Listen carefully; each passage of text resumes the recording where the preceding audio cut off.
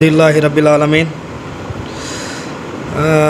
अहले हदीस youth force ज़िला राजनपुर का आज यहाँ पे कॉन्फ्रेंस करने का मकसद गुज़िश्ता चंद दिनों से जो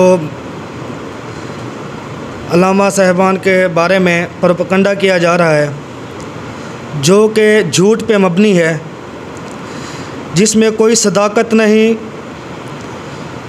एक साजिश के तहत उनके ख़िलाफ़ ये प्रोपेगेंडा काफ़ी अरूज पे पहुंच चुका है। हम अहले हदीस यूथ फोर्स मरकज़ी जमात अहले हदीस ज़िला राजनपुर ये हुकूमत वक्त से मुतालबा करते हैं कि इस साजिश को बेनकाब किया जाए।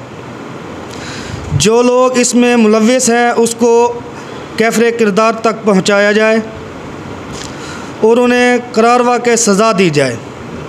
हमारा आज का यहाँ पे इकट्ठा होना सिर्फ़ इस बात को लेकर है कि उन तक, हुक्मरानों तक इस बात को पहुँचाया जाए और उन मुल्ज़िमान को कैफ़रे किरदार तक पहुँचा दिया जाए।